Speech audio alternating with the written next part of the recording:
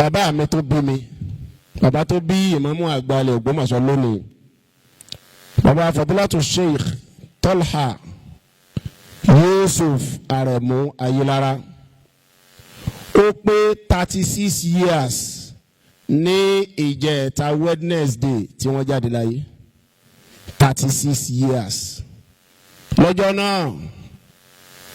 24 January 1988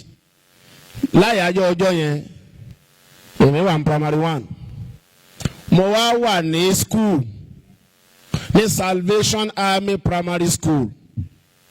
ní Logoremi Badagry lẹ́kọ̀ọ́ mo wà lórí queue mo fẹ́ roúnjẹ owó gba yẹn a máa tòrò oúnjẹ ni èyí ṣayé ìsìn táwọn ọyọ ọmọ ti di oúnjẹ fáwọn ọmọ wọn lọ sùkúù èyí ó tò tí èrò oúnjẹ ni àwa tò mo wà lórí queue mo gbá abọ́ méjì lọ́wọ́ abọ́ tèmi àti ẹ̀gbọ́n mi Ibrahim abọ́ àwa méjèèjì mo gbé lọ́wọ́ oúnjẹ ti wá kàn mí wọ́n fẹ́ ta oúnjẹ fún mi ìyẹn olóúnjẹ ti gba owó ó sì gba abọ́ méjèèjì lọ́wọ́ mi ni wọ́n wá fọwọ́ tọ́ mi lẹ́yìn ọrùn pé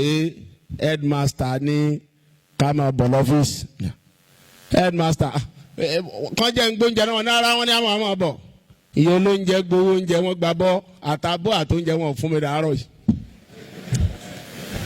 ìyá náà mo yọ̀ǹda àní béèrè lálìkí àmọ́ ìgbà mo wá dé ọ́fíìsì HM wọ́n ní màmá yín ló jókòó yìí ní àwọn ẹ̀gbọ́n wa ẹ máa tẹ̀lé wọn lọ wọ́n ní bàbá yín jáde láyé lọ́jọ́ náà Ògbómọ̀ṣọ́ ni bàbá jáde láyé sí àwa kú òlékòó wa wá s'Ògbómọ̀ṣọ́ abẹ́lọ́hún Ọlọ́run kó bá wa foríjì wọn Ọlọ́run bá wa kẹ́ wọn ǹjẹ́ ọmọ wà lẹ́mìí wọn ǹjẹ́ tọ́lọ́run bá tún máa yí ọ̀rọ̀ wá tá a fi kẹ́kọ̀ọ́ dáadáa òun ni pé ìkan nínú àwọn tí ọmọ wà lẹ́mìí wọn òun náà ni pé káwọn bí ọmọ tí ó yàrí láyé Ọlọ́run sì ṣàánú wọn torí pé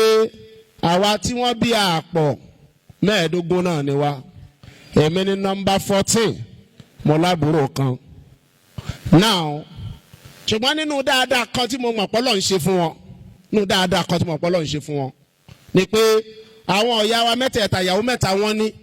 àwọn ìyá wa mẹ́tẹ̀ẹ̀ta ni wọ́n sọ fún lọ́tọ̀ọ̀tọ̀ tí wọ́n sì sọ fún àwọn ọmọ wọn pé ṣé bẹ́ẹ̀ mọ̀ pé àfáà ni mí àwọn ìyá wa níbẹ̀ ni ṣé bẹ́ẹ̀ mọ̀ pé mo ní tíà àwọn ìyá wa níbẹ̀ ni gbogbo àwọn ọmọ mi ni wọn ò tí ì dà àfáà yìí àárẹ̀ tí sì ń ṣe mí tí mo ní ẹgbẹ́ mi lọ Ògbómọ̀ṣọ́ yìí ó ṣeé ṣe kí n má padà wé kó yìí mọ́ o ẹ wá múra o àwọn ọmọ mi ò gbọ́dọ̀ mọ́ kéwú torí ipá àwọn tí àyè ẹnìkankan gbọ́dọ̀ jogún ẹ o àwọn ọmọ mi wọ́n gbọ́dọ̀ jogún ẹ o lójú ayé wọn ẹnìkan kò tí ì kéwú náà àwọn ọmọ wọn ṣùgbọ́n a dúpẹ́ lọ́dọ̀ Ọlọ́run nínú àwa 15 èmi nìkan náà mo kéwú èmi nìkan náà mo kéwú nínú gbogbo wa ṣe rí pàdúrà àwọn gbà torí bẹ́ẹ̀ mo bẹ lọ́hùn Ọlọ́run wọlé apẹ́njọ́ tí mo ti dórí mímbàrí yìí mi ìparọ́ fẹ́ nìkan kan rí mo bẹ lọ́hùn níjọ́ mo ti dórí mímbàrí t'Ògbómọ̀ṣọ́ yìí mi ìṣàbòsí ẹnìkan kan rí Ọlọ́run wọlé apẹ́ bó ṣe sọ̀rọ̀ ẹ sínú Al-Qur'an bánàbí ṣe sọ sínú àdìsí ni mò ń sọ gbogbo ohun tó wù kí bàbá mi ṣe láyé tó já ṣìṣe Ọlọ́run bá mójú kúrò fún wọn Ọlọ́run wọlé apẹ́ ààyè tí mo dúró yìí mi ì fi èrú débí tí n bá fi èrú débí mo fi bàbá mi sálẹ̀ Jánnà ṣùgbọ́n tí mi bá fi èrú dé ààyè yìí mo bẹ̀ ni Ọlọ́run àlùjánnà ni kò fi bàbá mi sí gbogbo àwọn tí wọ́n ń parọ́ mọ́ mi pé mo fi èrú dé ààyè yìí mo bẹ̀ ni Ọlọ́run gbogbo wọn bá mójú kúrò fún wọn bá mójú kúrò fún wọn bá mójú kúrò fún wọn Allahumma ighfir lahu warhamhu wa'afihi wa'fu anhu